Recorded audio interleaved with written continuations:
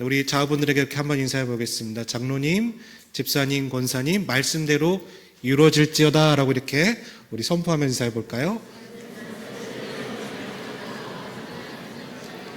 네. 말씀대로 이루어지기를 간절히 축복합니다.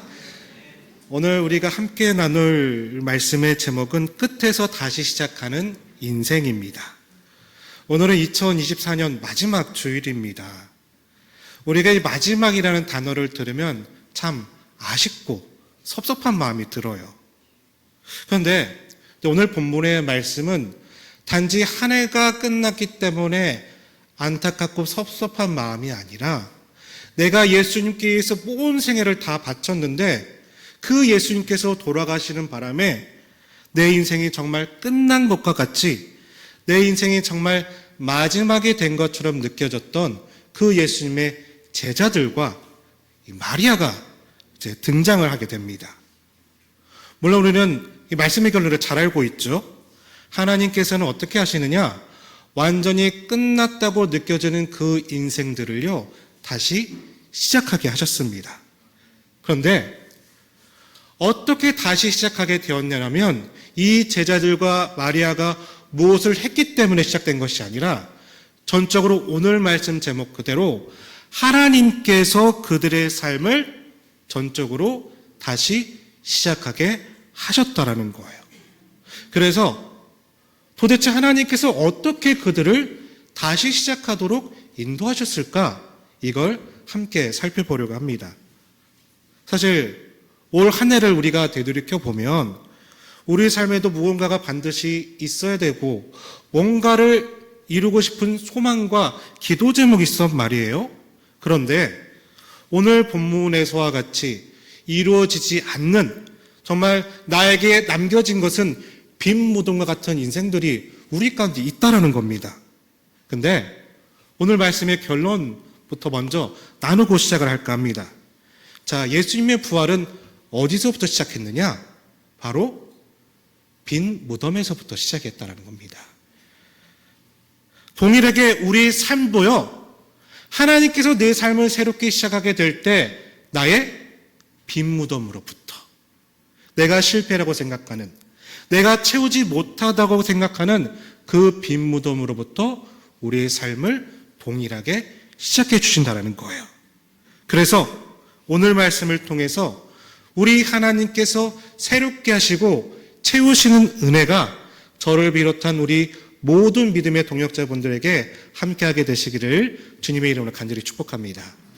그래서 오늘 이 시간에는 두 부분으로 이렇게 살펴보려고 하는데, 먼저 첫 번째로는 다시 시작하게 하셨던 그 제자들의 모습을 살펴볼 것이고요.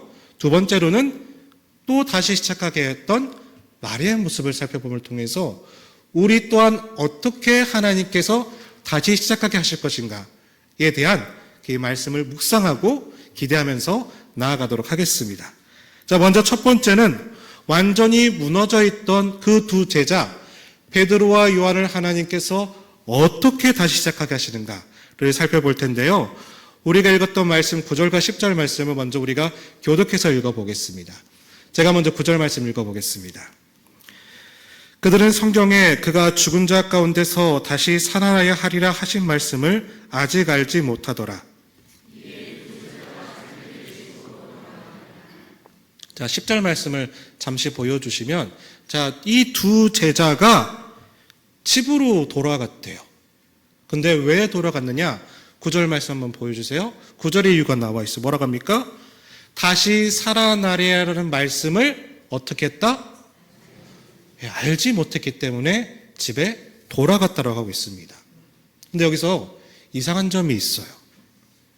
우리 예수님께서 살아계셨을 때 제자들에게 내가 부활할 거야, 다시 살아날 거야라는 말씀을 하신 적이 있으셨을까요? 없으셨을까요? 수도 없이 말씀하셨다는 거예요. 그러면 예수님이 부활하셨다는 그 말씀을 그들은 모를 리가 없어요. 그렇다면 오늘 본문 말씀에서 알지 못하다는 것은 어떤 뜻이냐? 그 예수님께서 하셨던 말씀, 내가 부활할 거라는 것을, 그 말씀을 그들은 받아들이지 못했다라는 겁니다. 그렇다면 왜 받아들이지 못했을까요? 그것은요, 보이는 현실과 이 들리는 현실이 보이지 않고 들리지 않는 그 믿음을 막아버렸기 때문에 그렇습니다. 다시 말해서 현실에 대한 나의 염려와 현실에 대한 그 나의 걱정이 말씀으로 주는 내 믿음을 막아버렸기 때문에 오늘 본문에서 제자들은 그 주신 말씀을 기억하지 못하고 어디로요? 집으로 돌아가 버렸다라는 것입니다. 게다가 또 다른 이유가 하나 있는데요. 자, 10절 말씀 우리 다시 한번 읽어볼까요? 우리 10절 말씀 한번 읽어보겠습니다. 준비, 시작. 자, 두 제자가 어디로 갔다고 했죠? 집으로 갔어요. 자, 이상한 점이 여기도 또 있어요. 뭐냐면, 자, 마리아를 통해서 이 두 제자는 예수님의 무덤이 비어있다는 것을 알게 되었어요. 그러면 예수님의 제자라면, 주님을 사랑하는 믿는 사람이라면 나타날 반응이 뭡니까? 그 빈 무덤을 찾아가야 됩니다. 아니면 없어졌던 예수님의 시체를 찾으려고 노력을 해야 될 거예요. 그런데 오늘 본문 말씀 뭐라고 고백합니까? 두 제자는 예수님께서 묻혀졌던 곳이 빈 무덤이 된 것을 알매도 불구하고 어떻게 말하고 있죠? 어떤 반응이 나타납니까? 그냥 집으로 돌아가 버렸다라고 하고 있어요. 왜 집으로 돌아갔을까? 오늘 오전 설교에서도 이 집이라는 단어가 나오는데 요한복음에서도 이 집이라는 단어가 굉장히 많이 쓰이고 있어요. 근데 이 요한복음에서는 이 집이라는 단어에 영적인 의미가 있습니다. 어떤 의미가 있느냐? 우리가 알고 있는 집은 어떤 곳입니까? 먹고 자고 살아내는 곳이에요. 그런데 요한복음에서 나타나고 있는 집은 어떤 집을 이야기하냐면 이걸 말하는 거예요. 우리의 경험과 우리의 생각과 우리의 지식으로 꽁꽁 뭉쳐져 있는 우리 마음의 집을 나타나고 있다는 겁니다. 그래서 이 제자들이 집으로 돌아갔다는 말은요, 내가 가지고 있는 경험과 내가 가지고 있는 지식과 기준과 생각이란 집에 들어가서 거기서 내 삶에 나타난 현상들을 해석하고 반응했다는 뜻이 된다는 겁니다. 오늘 권사님께서 기도해 주셨는데 왜 우리가 그 예수님의 수많은 기적들과 은혜들을 말씀을 통해서 삶을 통해서 경험함에도 불구하고 왜 나의 삶에 영적인 성장과 변화는 전혀 없는 것일까요? 오늘 본문에서 그 이유를 말씀하고 있어요. 내 집으로 돌아가 버리니까.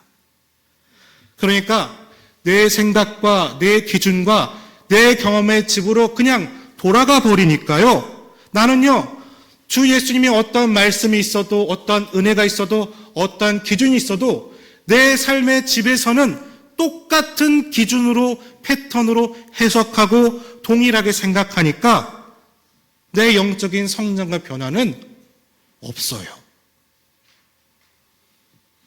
제자들이요, 무덤이 비었는데 집으로 갔습니다. 예수님을 찾는 게 아니라 집으로 갔다라고 하고 있죠? 왜 그랬느냐? 내 경험으로는, 내 지식으로는, 내 생각으로는 무덤이 비었다? 그러면 완장 끝장이라는 겁니다. 근데 말씀으로 볼 때 빈 무덤은 무엇을 가리키죠? 예수님의 부활을 가리키는 거예요. 다시 말해 빈 무덤은요, 부활이 시작됐다는 것을 나타내는 증거가 된다는 거예요. 다시 말해서요, 똑같은 무덤을 두고도 내 생각과 내 기준과 내 경험에 따르면 이제 예수님이 나랑 없어. 난 끝이야.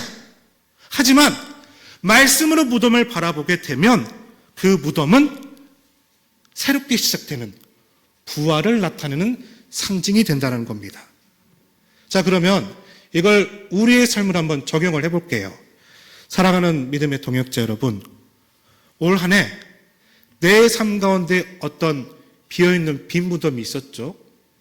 어떤 재정이라는 비어있는 재정, 비어있는 어떤 일터, 비어있는 그 삶이 있어요. 자, 그렇다면 그 삶은 끝나는 것을 말하는 걸까요? 아니면 다시 시작한다는 것을 말하는 걸까요? 완전히 끝난 겁니까? 아니면 그 비어있기 때문에 하나님의 채워지심이 시작되는 겁니까? 예. 그러니까요, 진짜 믿음이 시작되기 위해서는, 우리 삶 가운데 믿음의 은혜가 나타나기 위해서는요, 여러분, 그 집으로 돌아가 버리면 안 되는 거예요. 그 집으로 돌아가 버리면 여전히 내 생각과 내 기준에 따라 그 무덤을 끝났다라고 판단하기 때문에 말씀으로 주시는 그 은혜를 받아들이지 못하게 된다는 겁니다. 그래서 믿음이란 무엇이냐? 그 집을 떠나는 겁니다.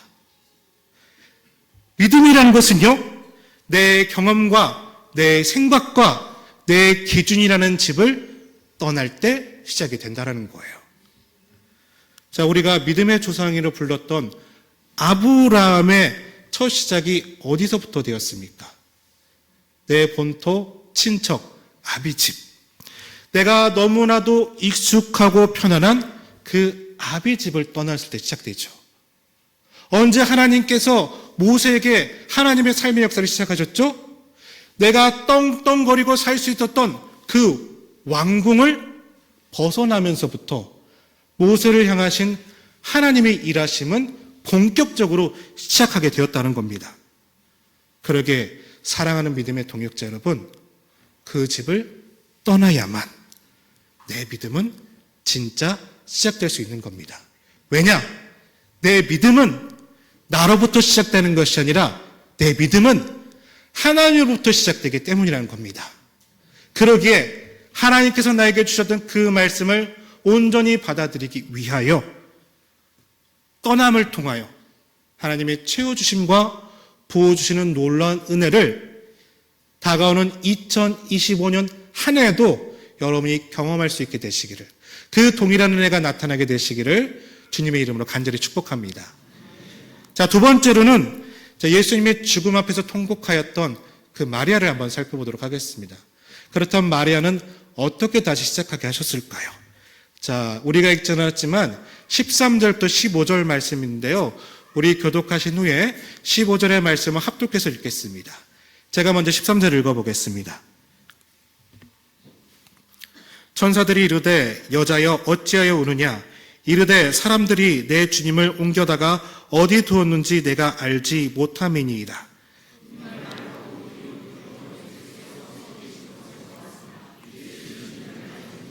같이 읽겠습니다. 예수께서 이르시되 여자여 어찌하여 울며 누구를 찾느냐 하시니 마리아는 그가 동산직인 줄 알고 이르되 주여 당신이 옮겼거든 어디 두었는지 내게 이르소서 그리하면 내가 가져가리이다. 자, 아멘. 자, 13절 말씀을 다시 한번 보여주시겠어요? 자, 13절 말씀 보면 이 천사가 마리아에게 뭐라고 묻습니까? 어째여 우니, 왜 우니라고 물어봐요. 그리고 15절 말씀을 보시면 부활하신 예수님이 마리아를 찾으면서 또 이렇게 묻습니다. 왜 우니? 어찌하여 우니? 라고 물어요. 자, 우리가 1절 말씀을 읽어보았지만 마리아는요, 그 무덤에 올라가서 비어있는 무덤을 처음으로 발견했던 사람이란 말이에요. 그래서 예수님의 시체가 없어졌다는 이 사실 때문에 마음이 무너져 버려서 통곡하며 울고 있었던 사람이 마리아였어요. 그런데 그 통곡하는 마리아 모습을 보면서 13절에서는 천사가 왜 울고 있니? 라고 묻고 있고요. 15절에서는 부활하신 예수님께서 마리아에게 어째 우느냐라고 묻고 있다는 겁니다. 자, 그럼 질문. 왜 이렇게 물으셨을까요? 여자여, 왜 우느냐? 왜 이렇게 물어보셨을까요? 이유를 몰라서요? 이유를 몰라서가 아니라 울 이유가 없는데 울고 있기 때문에 지금 물으셨던 거죠. 왜냐하면 예수님이 어떻게 하셨기 때문에 예수님이 죽어서 사라진 것이 아니라 예수님이 부활하셨기 때문이라는 겁니다. 자, 재미있는 것은요, 이 사건을 다른 복음서들도 다 기록하고 있는데 이 요한복음은요, 나머지 사건들을 다 쳐내고 오로지 이 빈무덤 사건만을 또 집어넣고 있어요. 왜 그럴까? 우리가 계속해서 강조하고 있죠. 요한복음은 누구를 위해서 썼다? 믿는 사람들을 위해서 썼다. 그렇다면 이 의미는 어떤 거냐면 이런 거예요. 믿는 제자들에게, 믿는 성도들에게 너희가 울만한 이유가 없는데 어째여 울고 있니? 라고 묻고 있는 겁니다. 울고 있는 제자들에게, 울 수밖에 없는 그 성도들에게, 우는 것이 마땅하다라고 항변하고 있는 우리들에게 주님은 뭐라고 묻고 있는 거예요? 아니, 왜 울고 있니?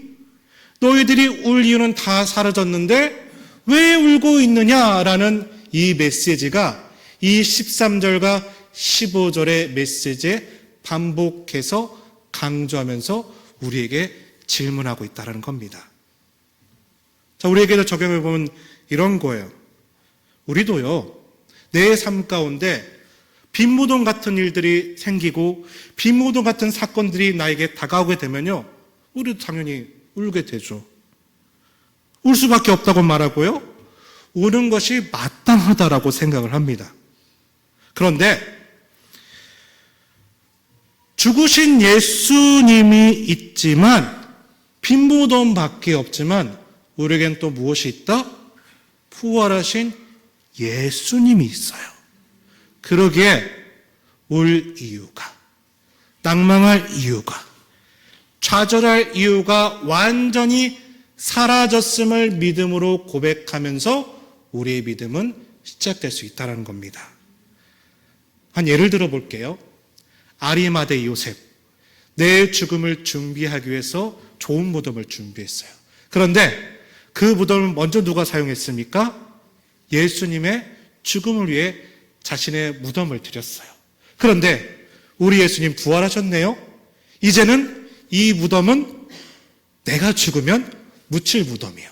자, 그렇다면 내가 나를 위해서 준비했던 무덤을 볼 때마다 처음에는 이 무덤이라는 생각 때문에 소름도 끼칠 거고 죽음이라는 두려움도 생겼겠지만 예수님이 부활하신 후에 이 무덤을 바라보게 되면 우리는 어때야 될까요? 아이고, 나 죽겠네. 이게 맞을까요? 아니면 부활하신 예수님을 내가 경험했으니 나도 다시 부활할 것을 믿습니다라고 반응한 것이 맞을까요? 후자가 맞는다는 거죠. 그렇죠? 자, 마지막에 한 구절만 읽고 내 말씀을 정리할 텐데요. 자, 요한복음 19장 25절 말씀 우리 같이 한번 읽어보도록 하겠습니다. 같이 읽어보겠습니다. 자, 준비, 시작.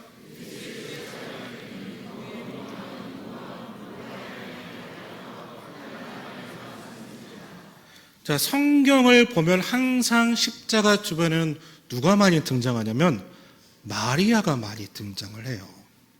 오늘 25절의 말씀 보면 그의 어머니도 마리아였고요, 이모도 마리아라고 추정하고 있고요, 또 어떤 마리아가 있어요? 글로바얀의 마리아도 있고 막달라 마리아도 어디에 있습니까? 지금 십자가에 있어요. 자, 예수님께서 십자가에 죽으셨다는 소식에 모든 제자들은 다 도망갔지만 예수님이 십자가에 못 박혀 돌아가실 때까지 누구만은 남아 있었다? 마리아는 남아 있었어요. 그런데 그 십자가에 마리아만 남아 있었던 것뿐만 아니라 앞에서 나누었지만 그 부활의 빈 무덤을 가장 먼저 발견한 사람이 누구다? 또한 마리아였어요. 자, 그러면 왜 십자가 사건마다 이 복음서에서는 마리아를 이렇게 열심히 등장시킬까? 왜 그럴까요? 마리아는요, 그 당시에 정말 흔한 이름이었습니다. 자, 그런데 이 마리아라는 이름이 어디서 원이 왔냐면 여러분 구약에서 보면 마라라는 단어가 있어요. 여러분 들어보셨습니까? 이 마라라는 단어가 언제 등장하냐면 자 한번 찾아볼게요. 출애굽기 15장 22절부터 25절 말씀인데 여러분이 잘 아시는 사건이에요. 우리가 25절 말씀까지 교독하시네 합독해서 읽어보도록 하겠습니다. 제가 먼저 22절을 읽어보겠습니다.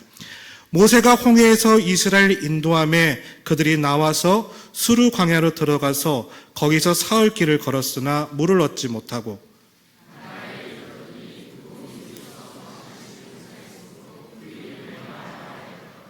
백성이 모세에게 원망하여 이르되 우리가 무엇을 마실까 하매 모세가 여호와께 부르짖었더니 여호와께서 그에게 한 나무를 가리키시니 그가 물에 던지니 물이 달게 되었더라. 거기서 여호와께서 그들을 위하여 법도와 율례를 정하시고 그들을 시험하실세. 자, 이런 얘기죠. 이스라엘 백성들이 출애굽을 했단 말이에요. 그래서 40년 동안 어떤 생활을 합니까?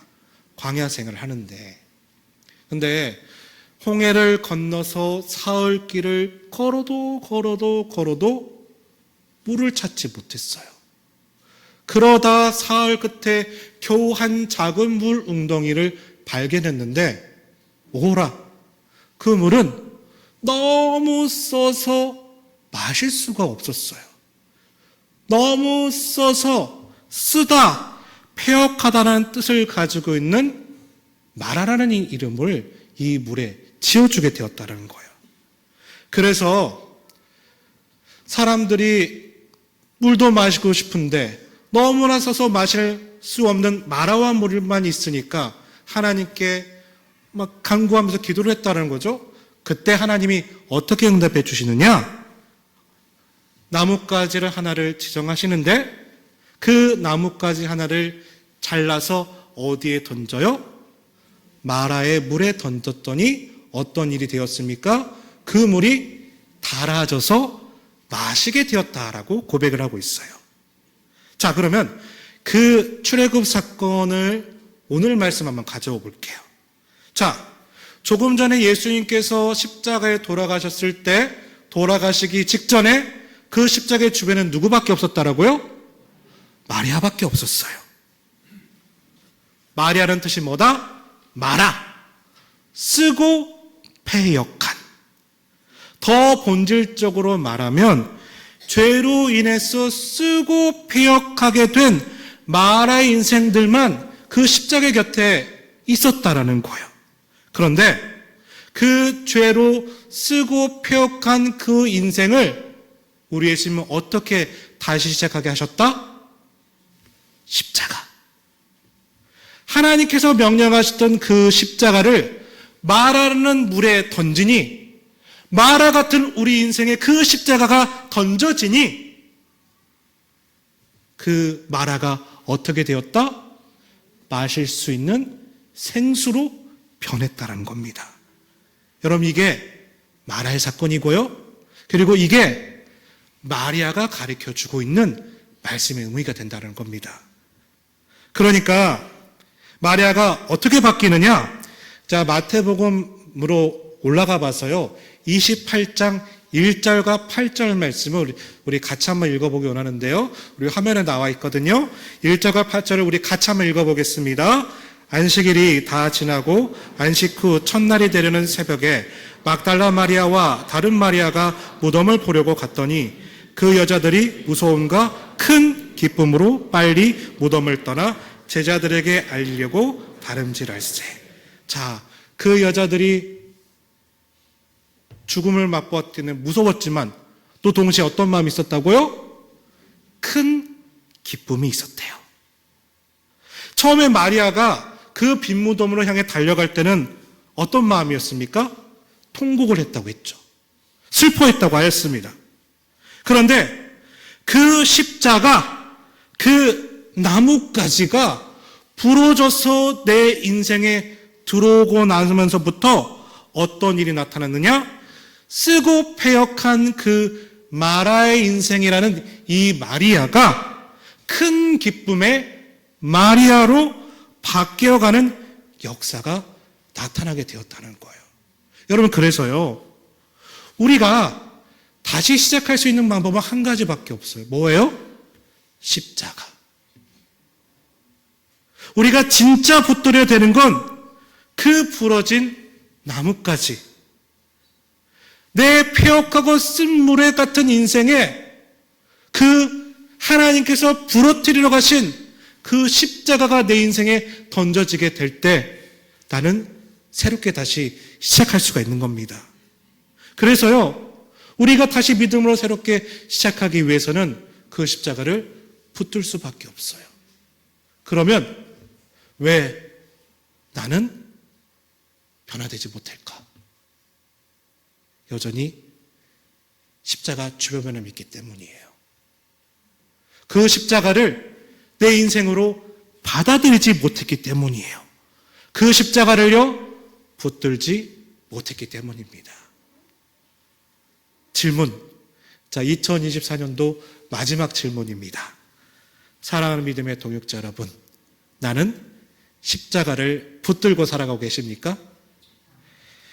다시 이야기하면 십자가를 붙들고 나아가면 나는 주님께 따라 나아갈 수밖에 없는 인생이며, 내가 십자가를 붙들면 우리의 삶은 절대로 멈춰질 수 없고 절대로 포기할 수 없는 인생이 된다는 거예요.